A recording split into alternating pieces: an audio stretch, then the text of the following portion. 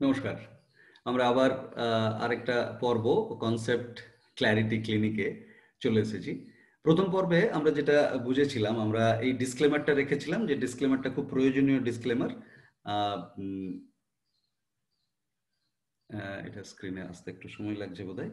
হ্যাঁ, এই আ এই ডিসক্লেমারটা যেটা জানায় সেটা হচ্ছে যে আমরা পিওর নেচার কিওর এর চর্চা করি সাই সলিউশন এ, এবং আমরা যেটা প্রস্তাব দিই সেটা হচ্ছে শিক্ষা। আমাদের স্বাস্থ্যের জন্য, সুস্বাস্থ্যের জন্য শিক্ষার প্রয়োজন, কোনো চিকিৎসার প্রয়োজন নেই।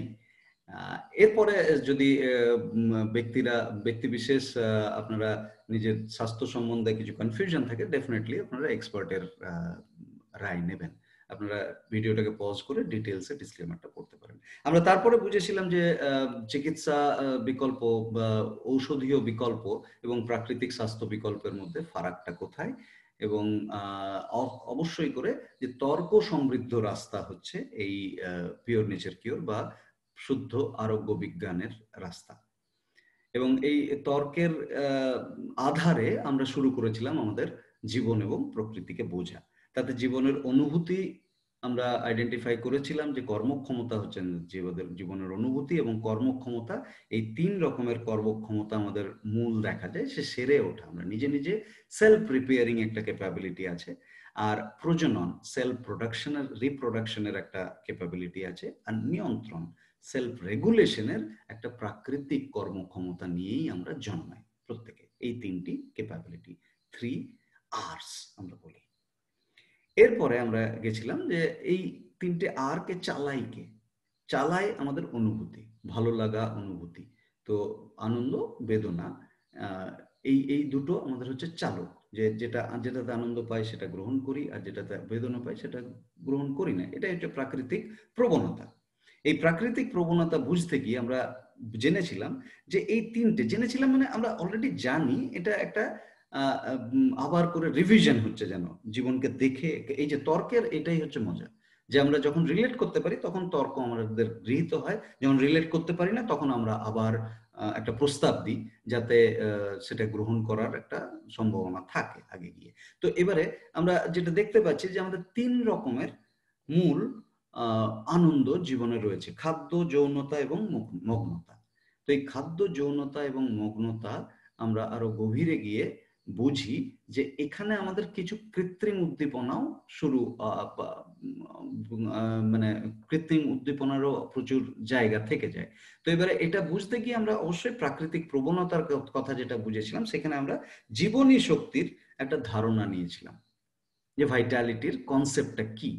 তো সেটা হচ্ছে আমাদের ভাইটালিটির কনসেপ্ট হচ্ছে প্রত্যেকটা প্রাকৃতিক জীব এবং প্রত্যেকটা প্রাকৃতিক বস্তুতে এই সংরক্ষণ এবং সমতা, এই দুটো হচ্ছে কমন জিনিস। কমন জিনিস মানে প্রত্যেকটা জিনিসকে আমরা দেখি যে সমতা বজায় রেখে চলছে। কেউ উদ্বেলিত নয়। না আনন্দে না দুঃখে। মানুষ ছাড়া আমরা খুব কম সময়ে দেখি যে অন্য পশু-পাখি দুঃখে বিষণ্ণ, ডিপ্রেশন হয়েছে বা বিরাট আনন্দে উচ্ছ্বসিত। এই এই সমতাটা কিন্তু খুব প্রাকৃতিক একটা বিষয় যেটা আমরা সব জায়গায় দেখতে পাই। এই সমতাই কিন্তু সংরক্ষণের নিদর্শন। যে ভেতরের যে তার শক্তি রয়েছে, সেই শক্তি সে সংরক্ষিত করে রেখেছে, তবেই সে সমতাতে আছে। তো সমতা থাকলে সংরক্ষণ, সংরক্ষণ থাকলে সমতা। এই এই কাঠামোটা আমরা বুঝেছিলাম। এই পরিকাঠামোটা যে রয়েছে এটাকে আমরা প্রোগ্রামেটিক পারপাস বলি। এইটা আমাদের আ খুব কমন জিনিস। এটা আমরা বুঝেছিলাম। এবারে এটা বুঝতে গিয়ে আমাদের বুঝতে হয়েছিল যে আমরা যদি উচ্ছ্বসিত হই বা বিষণ্ণ হই, তাহলে কিন্তু আমাদের জীবনী শক্তির অতিরিক্ত নিয়োগ ঘটে, এবং অতিরিক্ত নিয়োগ কি ভাবে ঘটতে পারে তার ৩টে আ রাস্তা আমরা আইডেন্টিফাই করেছিলাম। যে ৩ টে রাস্তা কি? না কৃত্রিমভাবে আমরা আনন্দ, এই আনন্দ আর বেদনা নিয়ে যে আমরা খেলি, মানে তারাই তো আমাকে চালায় যে আনন্দ পেলে আমি আ চলবো, গ্রহণ করব, বা বেদনা পেলে আমি গ্রহণ করব না। তো এবারে এই আনন্দটাকে আমাদের বুদ্ধির কারণে আমরা কৃত্রিমভাবে বাড়িয়ে দেওয়ার অনেক আ জায়গা তৈরি করে নিয়েছি। কৃত্রিমভাবে আনন্দ তৈরি করা। আমরা তাতে উদাহরণ দিয়েছিলাম, খাবারের উদাহরণ দিয়েছিলাম। তো এবারে এই যে কৃত্রিম আনন্দ আর চেপে দেওয়ার বেদনা, এই দুটোই কিন্তু আমাদের জীবনী শক্তিকে বেশি করে নিয়োজিত করে দেয়, ভাইটালিটিকে বেশি করে এনগেজ করে দেয়। এবার এই দুটো বুঝে গল্পটা শেষ করে দিলে চলবে না, কারণ আমাদের বুঝতে হবে যে প্রাকৃতিক আনন্দের খুব প্রয়োজন আছে জীবনে। সেটাও যদি না করি আমরা, সেটা যদি না পাই, আমরা যদি সেটা ত্যাগ করে দিই, যে আনন্দকে ভুল বুঝে, যেন আনন্দ একটা খুব গরিত কাজ, আমি আনন্দ জীবনে রাখবই না, তাহলেও কিন্তু আমাদের জীবনী শক্তি পরিতৃপ্ত হবে না এবং অতিরিক্তভাবে নিয়োজিত হবে। তো এই তৃতীয় আসপেক্টটাও খুব জরুরি আসপেক্ট বোঝার জন্য। তো প্রাকৃতিক আনন্দ আমাদের পেতে হবে, কিন্তু কৃত্রিম আনন্দ থেকে দূরে থাকতে হবে যদি আমরা জীবনী শক্তিকে সংরক্ষিত করতে চাই। তো এরপরে আমরা এটাকে সিম্পলিফাই করেছিলাম যে উদ্দীপনা, চাপ এবং ত্যাগ, এই এই এই তিনটে হচ্ছে মূল আমাদের অতিরিক্ত নিয়োজনের জায়গা। আমরা ইংরেজিতে এটাকে তিনটে এস বলি, stimulation, suppression and sacrifice. Stimulation, suppression, sacrifice, উদ্দীপনা, চাপ এবং ত্যাগ। এবার আমরা এই দ্বিতীয় পর্বে দেখব যে এটা আমাদের কিভাবে ইমব্যালেন্স করে, ভেতর থেকে আমরা কিভাবে আমরা সেই তিনটে আর এর কথা বলেছিলাম, তিনটে এস এর কথা বলেছিলাম। এই তিনটে আর আর তিনটে এস, এই দুটোর মধ্যে একটা একটা সব সময় একটা ব্যালেন্সিং এর খেলা চলে ভেতরে। সেটা কিরকম? সেটা হচ্ছে এই মাপ দাড়িটা যেটা দেখছেন, দাড়িপাল্লা, এই দাড়িপাল্লায় যদি আমরা ওজন করি, ডান দিকে দেখুন আমাদের কর্মক্ষমতা, এখানে রয়েছে আমাদের ওই তিনটে আর, 3 R's, আর এই ডান দিকে রয়েছে 3S। তো এই তিনটে আর হচ্ছে ওই যে রিপেয়ারিং, রিপ্রোডাকশন অ্যান্ড রেগুলেশন। তো সেরে ওঠা, প্রজনন এবং নিয়ন্ত্রণ। নিয়ন্ত্রণকে নিবন্ধনও বলা হয়, তো নিয়ন্ত্রণ বা নিবন্ধন। আর বাঁ দিকে দেখুন অতিরিক্ত শক্তি নিয়োগ, সেখানে রয়েছে স্টিমুলেশন, সাপ্রেশন আর স্যাক্রিফাইস, উদ্দীপনা, চাপ ও ত্যাগ। তো যখন আমার কর্মক্ষমতা আমি ভালো অনুভব করছি, তার মানে আমাদের জানতে হবে যে অতিরিক্ত শক্তি নিয়োগ আমার কম রয়েছে। দাড়িপাল্লাটা দেখুন এদিকে ঝুঁকে আছে, যে আমার কর্মক্ষমতা বেশি, অতিরিক্ত শক্তি নিয়োগ কম। এবার এটা যখন উল্টো হয়ে যায়, যখন আমার অতিরিক্ত শক্তি নিয়োগটা বেশি হয়ে যায়, তখন কিন্তু কর্মক্ষমতা কমে আসে, কর্মক্ষমতা গেল কমে। তো সেই অবস্থাটা হচ্ছে শক্তি ক্ষয়ের অবস্থা, আর আগের অবস্থাটা ছিল শক্তি সংরক্ষণের অবস্থা। তো এটা হচ্ছে একটা মাপকাঠি, জীবন শক্তি মাপন, দেখুন একটা নাম দেওয়া আছে জীবন শক্তি মাপন।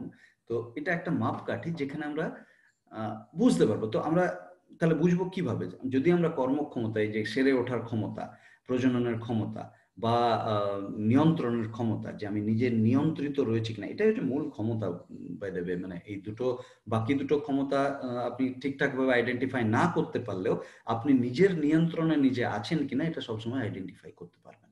তো এই আইডেন্টিফিকেশনটা যখন থাকছে যে হ্যাঁ আমি নিজের নিয়ন্ত্রণে রয়েছি, আমি কোনো কিছুর উপরে নির্ভরশীল নই, তখন কিন্তু বুঝতে হবে যে আমার অতিরিক্ত শক্তি নিয়োগ কম আছে আমার জীবনে। আর যদি নেই, নিয়ন্ত্রণ নিজের নেই, তাহলেই বুঝতে হবে যে অতিরিক্ত শক্তি নিয়োগ কোথাও কোথাও বেশি আছে। এবারে এই জীবনী শক্তির একটা ছবি দেখা যায়, কারণ জীবনী শক্তির ছবি একটা খুব জরুরি এটাকে ক্লিয়ার কাট বোঝার জন্য। এক মুহূর্তের জীবনী শক্তি আমরা এই পরবর্তী ছবিতে দেখব, Vitality allocation of a moment. এটা খুব জরুরি, তার কারণ হচ্ছে এক মুহূর্তে আমাদের জীবনী শক্তি কিন্তু সীমিত, আমরা অসীম শক্তির অধিকারী নই। তাহলে ওই সীমিত আমাদের জীবনী শক্তিকে আমরা কিভাবে নিয়োজিত করি, এটা কিন্তু একটা খুব মূল ব্যাপার। তো সেটা বোঝার জন্য এই ছবিটা আপনাদের খুব সাহায্য করবে, যেটাতে আপনি দেখবেন যে একটা লাল অংশ রয়েছে, একটা কালো অংশ রয়েছে, একটা সবুজ অংশ রয়েছে। এই লাল, কালো, সবুজ তিনটে মিলিয়ে হচ্ছে পুরোপুরি জীবনী শক্তির একটা আইডিয়া। এটা একটা টেন্টেটিভ ইলাস্ট্রেশন, এটা যে অ্যাকচুয়ালি এরকমই এটা একদম কংক্রিট ভাবে বলা যায় না, কিন্তু পুরো জীবনী শক্তির কনসেপ্টটা বোঝার জন্য এই ছবিটি, এই ইলাস্ট্রেশনটি আমাদের খুব সাহায্য করে।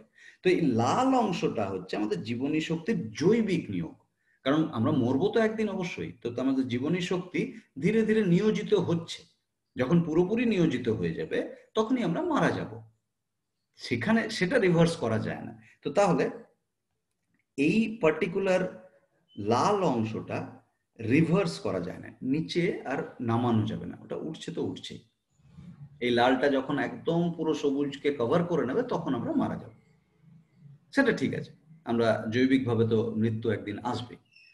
এবারে এই সবুজ অংশটা হচ্ছে যে শক্তিটি নিয়োজিত এখনো হয়নি, সংরক্ষিত জীবনী শক্তি। আর এই কালো অংশটুকু হচ্ছে আমাদের জীবনী শক্তির অতিরিক্ত নিয়োগ, যে ওই যে উদ্দীপনা, চাপ আর ত্যাগ, ওইগুলি রয়েছে এই জায়গায়। তো যেমন যেমন এই কালো বাড়বে তেমন তেমন সবুজ কমে আসবে, লালকে কমানোর কোনো উপায় নেই। আর এই কালোকে কমানোর প্রচন্ড উপায় আছে, নানা রকমের উপায় আছে। যখনই আমরা বুঝতে পারবো তখনই কিন্তু আমরা ওইটা কমানোর একটা উদ্যোগ নিতে পারি। সেটাই বোঝা এই কনসেপ্ট ক্ল্যারিটি ক্লিনিকের মূল উদ্দেশ্য, যে আমরা এই কালোর ওপরে নিয়ন্ত্রণ কি করে আনতে পারি, ঠিকঠাক বুঝে কিভাবে পরিবর্তন আনতে পারি এবং সবুজকে বাড়িয়ে যেতে পারি, সেটাই হচ্ছে এই ক্ল্যারিটি ক্লিনিকের উদ্দেশ্য। তো এই কালো অংশটা, এই জীবনী শক্তির যে অতিরিক্ত নিয়োগের অংশটা, এটা যখন খুব বেশি করে বাড়তে থাকে, কালো অংশটা খুব বেড়ে যাচ্ছে, সবুজ অংশটা ধীরে ধীরে কমে আসছে। মানে সংরক্ষিত জীবনী শক্তি, যেটা আমাদের জীবনের অনুভূতিটা আমাদের এই সংরক্ষিত জীবনী শক্তির থেকেই আমরা পাই, সেন্স অফ লাইফটা আমাদের এই সবুজ অংশটা, যে এই মুহূর্তে যতটা আপনি নিজের মধ্যে শক্তি অনুভব করছেন সেটা আর কিছু না, এই সবুজ অংশটা। তো এই কালো অংশ যখন সবুজকে গ্রাস করতে থাকে ধীরে ধীরে, তখন আমাদের একটা অনুভূতি হয়, সেই অনুভূতিটাকে ইনারভেশন বলে ইংরেজিতে, আর বাংলাতে এটাকে তর্জমা করলে চরম ক্লান্তি নাম দেওয়া যায়। তো চরম ক্লান্তিটি হচ্ছে যখন নিয়মিতভাবে জীবনী শক্তির অতিরিক্ত নিয়োজন চলতে থাকে, জীবনী শক্তির অতিরিক্ত নিয়োজন নিয়মিতভাবে চলতে থাকে, তখন শরীরের বর্জ্য পদার্থ যেটা আমাদের শরীর থেকে বের করে দিই আমরা, সেই বর্জ্য পদার্থের স্বাভাবিক যে নিষ্কাশন, সেই স্বাভাবিক নিষ্কাশনটি ধীরে ধীরে কমে যায়। এবং সেই স্বাভাবিক নিষ্কাশনটা কমে যাওয়াতে আমাদের আরো ক্লান্ত করে দেয়, কারণ আমরা বর্জ্য পদার্থকে শরীরের ভেতরে আটকে রাখছি তখন, বা বের করে দিতে পারছি না। আটকে রাখাটা আমাদের অসহায়তা, কারণ আমাদের কাছে বেশি জীবনী শক্তি পড়ে নেই, অতিরিক্তভাবে নিয়োজিত করে দিয়েছি, অ্যাজ সিম্পল অ্যাজ দ্যাট। তো তখন আমরা এই চরম ক্লান্তি অনুভব করি। তো যখন এই চরম ক্লান্তি আমরা অনুভব করি, তখন এই যে বর্জ্য পদার্থ নিষ্কাশনটা কমে যাওয়া, সেটা অ্যাকচুয়ালি কি সেটা একটুখানি বুঝে নিই। আমাদের দেখুন, আমরা কিছু জিনিস গ্রহণ করি, কিছু তথ্য বা যাই বলুন, আমরা গ্রহণ করি খাদ্য আকারে বা অন্য ধরনের ইনফরমেশন আকারে, তথ্যের আকারে। তো আমরা যখন গ্রহণ করছি সেটা একটা প্রসেসিং এর মধ্যে দেয়, আমাদের জীবন প্রমাণ করে এই প্রসেসিংটাই। বাই দ্য ওয়ে, আমরা যদি জীবিত না, তাহলে কিন্তু আমরা প্রসেস করতে পারবো না। গৃহীত বস্তুকে আমরা প্রসেস করার ক্ষমতাটা আমাদের জীবনই চালায়, ওই জীবনী শক্তি দ্বারাই এটা চালিত হয়। এটা হচ্ছে মূল জীবনের, এটা মূল এই প্রসেসিংটা। এবারে আমরা বাইরে বার করে দিই, প্রসেসিং এর পরে বর্জ্য পদার্থকে বাইরে বার করে দিই, এই প্রসেসটা আমাদের চলতে থাকে। এটা দুটো লেয়ার আছে, এটা হচ্ছে প্রথম লেয়ারে একটা নিষ্কাশন হয়ে যায়, কিন্তু দ্বিতীয় লেয়ারের নিষ্কাশনটা হচ্ছে সবচেয়ে বেশি ইম্পর্টেন্ট। এইটা বোঝা খুব দরকার আছে, কারণ আমরা এই কনফিউশনে খুব ভুগি যে এই নিষ্কাশনটা কোনটা আসল নিষ্কাশন। তো সেটা বুঝি, আমাদের দু ধরনের নিষ্কাশন হয়, একটাকে বলি অভ্যন্তরীণ নিষ্কাশন, আরেকটাকে বলি বহিরাগত নিষ্কাশন। তো বহিরাগত নিষ্কাশনটা আগে বুঝে নিই, যে আমরা খাবার খেলাম, সেটা আমাদের ডাইজেস্টিভ সিস্টেমে প্রসেস হলো, তারপরে বর্জ্য পদার্থটাকে ফেলে দেওয়া হলো মল আকারে। সেইটাকে বলা হয় যে এক্সটার্নাল টক্সিনের এক্সক্রিশন, এক্সটার্নাল টক্সিন, বহিরাগত যে টক্সিন সেটাকে ফেলে দেওয়া, সেই প্রসেসটাকে বলা হয়, সেই দূরীকরণ, সেই বর্জ্য দূরীকরণের প্রসেসটাকে এক্সক্রিশন বলা হয়। এটা কিন্তু যত না ইম্পর্টেন্ট, পরের লেভেলের এলিমিনেশনটা তার থেকে অনেক বেশি ইম্পর্টেন্ট। তার কারণ কি? তার কারণ হচ্ছে এই আমাদের ডাইজেস্টিভ সিস্টেম থেকে ফিল্টার করে নিয়ে জিনিসগুলো, যেগুলো প্রয়োজনীয় জিনিস, সেগুলো আমরা রক্তে পৌঁছে দিলাম। এবারে রক্ত সেটাকে নিয়ে গেল প্রত্যেকটা কোষে, এবং কোষের ভেতর থেকে যে বর্জ্য পদার্থ বেরিয়ে আসে, কোষের ভেতর থেকে আবার মল বেরিয়ে আসে, সেই মলটা আবার ব্লাডে গেল, রক্তে গেল এবং রক্তটা আবার পরিশুদ্ধ হলো 3টি জায়গাতে। কি জায়গা সেগুলো? সেগুলো হচ্ছে আমাদের লাংস, নিঃশ্বাস নেওয়ার যে লাংস, তারপরে প্রস্রাব, কিডনি, যে ইউরিনেশনের যে প্রসেস, আর ঘাম, স্কিন দ্বারা যে ঘাম যেটা আমাদের শরীর থেকে বেরোয়, এইগুলো হচ্ছে আমাদের রক্তকে পরিশুদ্ধ করে আবার রক্ত চলে যায় প্রয়োজনীয় পুষ্টি নিতে।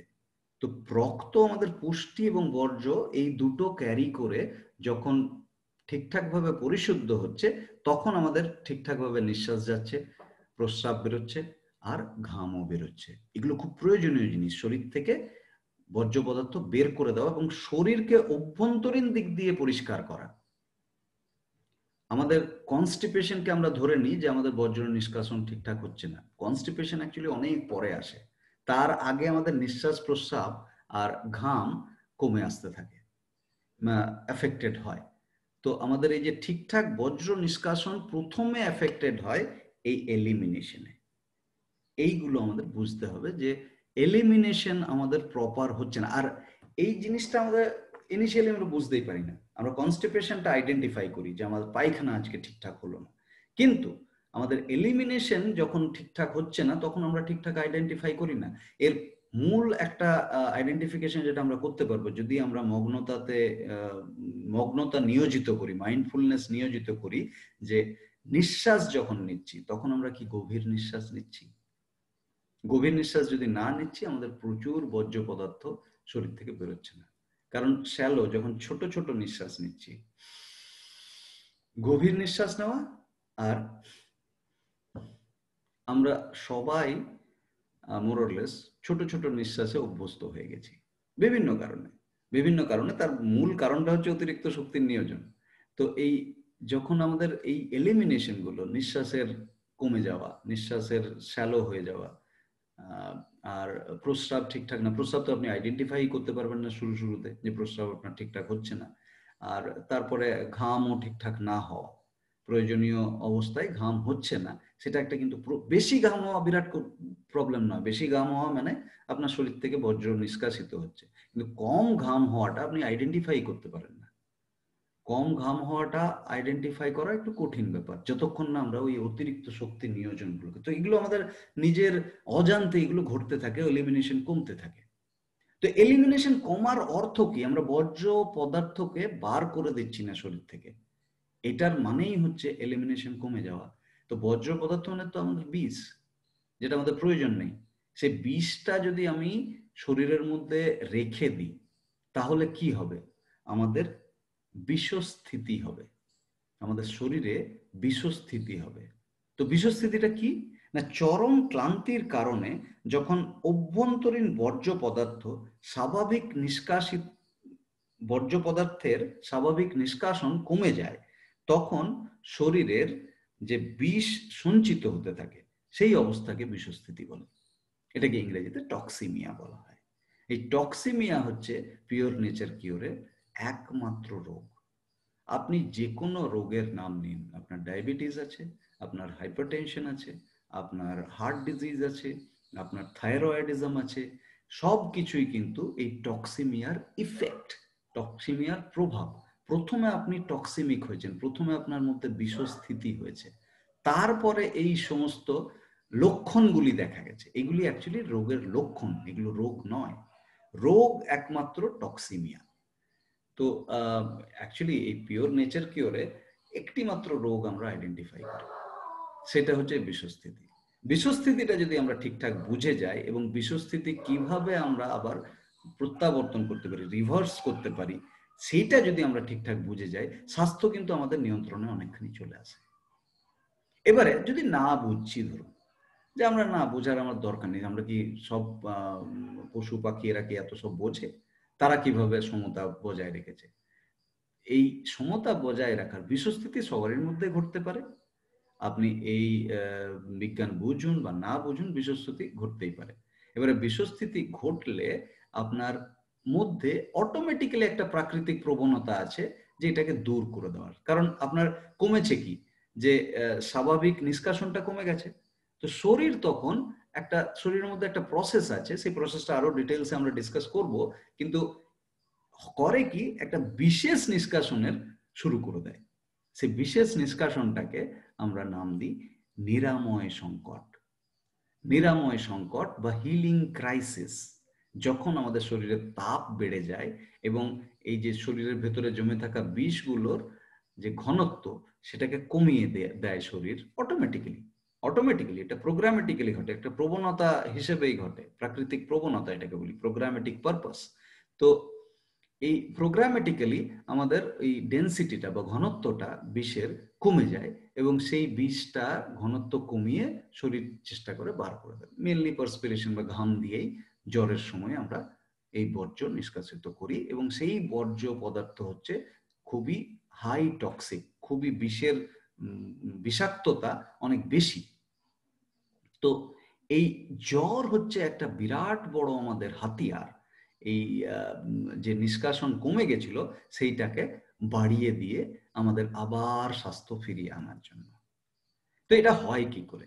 তো আমরা দেখে নিই তার আগে এগোবার আগে যে আমরা দেখি যে এই শরীরের নিরাময় সংকট অ্যাকচুয়ালি কি, এটা তার ডেফিনেশনটা কি, যে শরীরে যখন বিষের আধিক্য হয় তখন শরীরের জীবনী শক্তি তাপ বৃদ্ধি করে বিশেষ নিষ্কাশন, এটা খুব ইম্পর্টেন্ট, বিশেষ নিষ্কাশন শুরু করে, তাকেই নিরাময় সংকট বলে। নিরাময় সংকট মানে একটা সংকট, আমরা কষ্ট তো পাই জ্বর হলে, কিন্তু সেটা নিরাময় করতে আসে, সেজন্য এটার নাম নিরাময় সংকট বা হিলিং ক্রাইসিস, রাইট? তো এটা হয় কিভাবে দেখা যায় যে এই পার্টিকুলার ছবিটাতে দেখবেন আপনি সেলুলার মেটাবলিজম বা আমাদের কোষের মধ্যে যে উপাপচয় পদ্ধতি আছে সেইটা আমাদের দেখানো হচ্ছে। তো ওপরের ভাগে আমাদের পুষ্টি, রক্তের মাধ্যমে যে পুষ্টিটা আসে, সেই পুষ্টি আমরা যে খাবার খাচ্ছি বা রোদের সূর্যের রোদ নিচ্ছি বা নিঃশ্বাস নিচ্ছি বা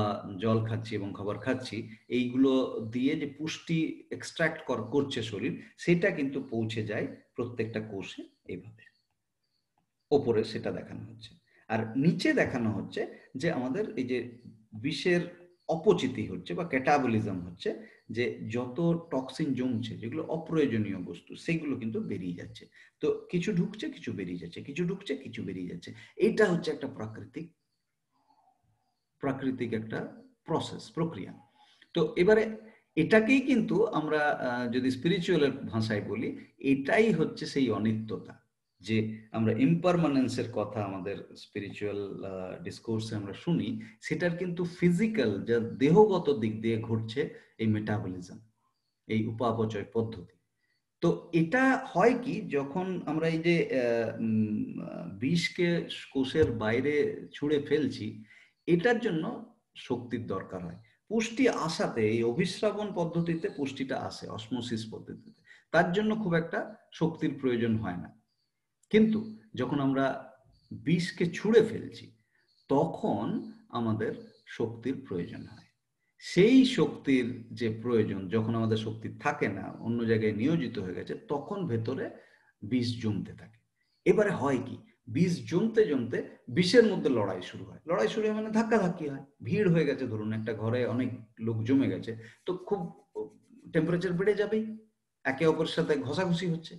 তো তখনই আমাদের ওই জ্বরটা হয় প্রোগ্রামেটিক্যালি, নিজে নিজে এত সুন্দরভাবে মানে বিষয়গুলো স্ট্রাকচার, যে অভিভূত হওয়া ছাড়া কোনো উপায় থাকে না, যে তখন নিজে নিজে জ্বর তৈরি হয় এবং জ্বর তৈরি হয়ে আমাদের ওই বর্জ্য পদার্থের যে বেশি জমে যাওয়া প্রত্যেকটা কোষে, সেইটা কমতে থাকে।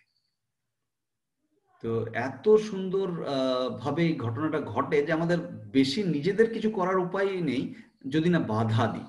বাধা দেওয়াটাই সমস্যা, সেটা আমরা বুঝবো, পরের পর্বে বুঝবো। তো এই পর্ব শেষ করার আগে আমি একটা নিরাময় সংকটে আমাদের জীবনী শক্তির যে আমরা ওই গ্রাফ দেখছিলাম, সেটাকে একটু দেখি, যে আমরা তখনও তো টায়ার্ড ফিল করি, তাহলে তখন অ্যাকচুয়ালি তাহলে আমাদের সবুজ অংশটা কিভাবে কমে যায়, রাইট? সবুজ অংশটা যত থাকবে তত তো আমরা এনার্জেটিক ফিল করব, কিন্তু সাময়িকভাবে নিরাময় সংকটের কারণেও আমাদের সবুজ অংশ কমে আসে।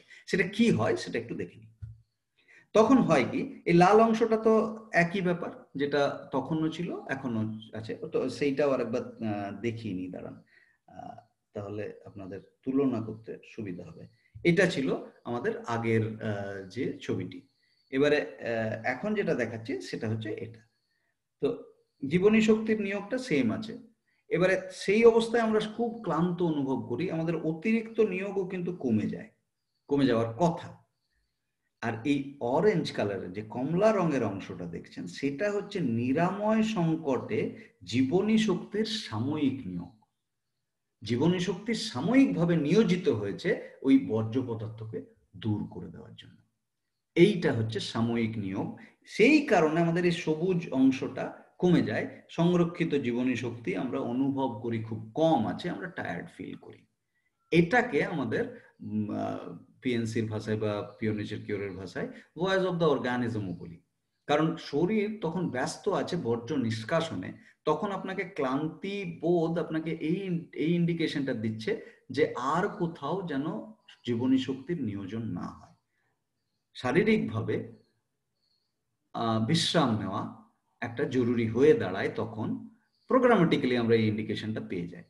আবার জীবে স্বাদ থাকে না, তার মানে শারীরবৃত্তীয়ভাবেও আমাদের শরীরকে বিশ্রাম দেওয়া প্রয়োজন থাকে, এবং মানসিকভাবেও অবশ্যই যখন ক্লান্ত থাকি তখন আমরা চিন্তা ভাবনা করতে চাই না। তো এই তিনটে অবস্থাতে, শারীরিক, শারীরবৃত্তীয় এবং মানসিক, তিন অবস্থাতেই আমাদের বিশ্রাম নেওয়া খুব প্রয়োজনীয় হয়ে দাঁড়ায় যখন আমরা এই নিরাময় সংকটের মধ্যে দিয়ে যাই।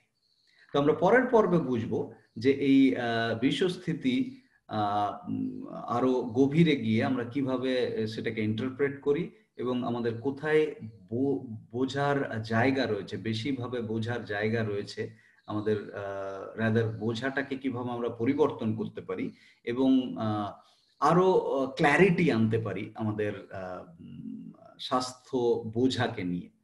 এবং সেই পর্বে আমরা এই যে এখন যে একটা গ্লোবাল ক্রাইসিস চলছে, একটা বিশ্বের একটা পরিস্থিতি রয়েছে আমাদের ইনফেকশন নিয়ে, সেই ইনফেকশন নিয়েও আমরা ক্ল্যারিটি একটা আনবো। তো আবার দেখা হবে। ধন্যবাদ।